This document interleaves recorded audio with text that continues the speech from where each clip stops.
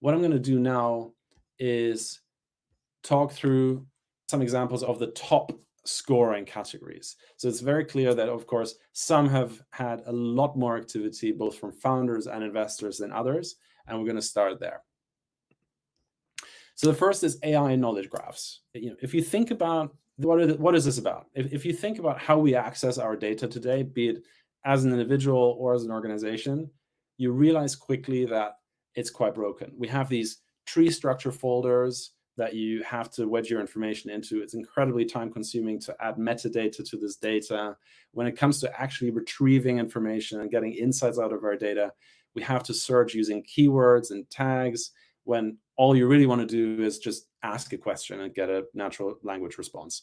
And the core concept of AI knowledge graphs is to enable individuals and organizations to capture unstructured data, so you don't have to think about the trees, dynamically categorize it, i.e. it does it automatically, and then to handle complex retrieval queries using natural language.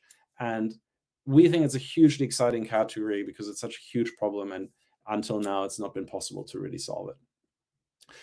Looking at the hotness score, we looked at 31 startups, which have raised $53 million in the last 12 months. And that's just the early stage companies raising money. It's not counting the incumbents.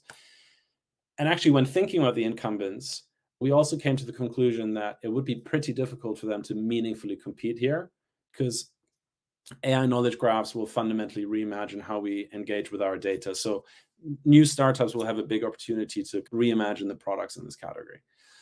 To give two examples of subcategories, one where we saw the most activity in to date was in improving access to academic knowledge.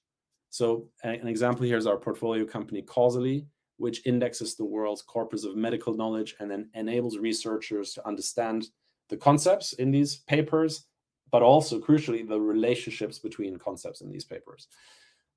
Another subcategory that we're hugely interested in is this idea of creating large language models for skill assessment based on your own company's definition of top performance, which we think would have applications in recruitment and career progression. There's this huge amount of tribal knowledge that sits in hiring managers' spreadsheets and notions and so on that's not captured and not used for these core processes. And we think AI knowledge graphs have the potential to bring it all together and make it something that the whole company can benefit on. And a second example of a subcategory here is educator copilots. So this category is about tools that enable learning designers and educators to create learning materials and manage learners more time efficiently. It matters because teachers spend a third of their time planning, preparing, marking. Learning designers and corporates spend billions every year outsourcing the creation of learning materials to agencies and studios. And it's a very natural area for large language models to start adding value, given that they're exceptional at generating text. So in terms of hotness score, we looked at a whopping 68 startups, which raised $51 million in the last 12 months. But unlike in the previous category, we do think that there is a medium-high threat here from incumbents.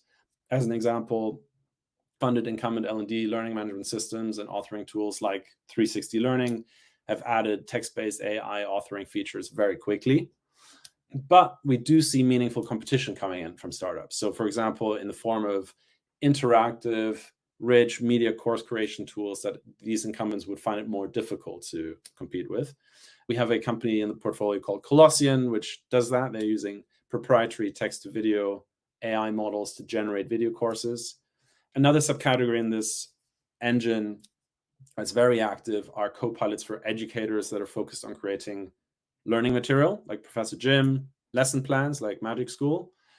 And relatively speaking, this is an exciting category because obviously it's solving a massive problem for teachers.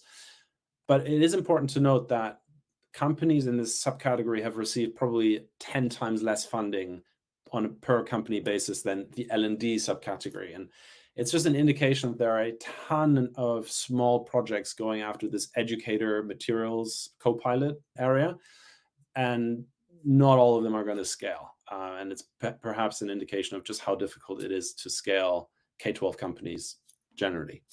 So those are two examples from the top categories.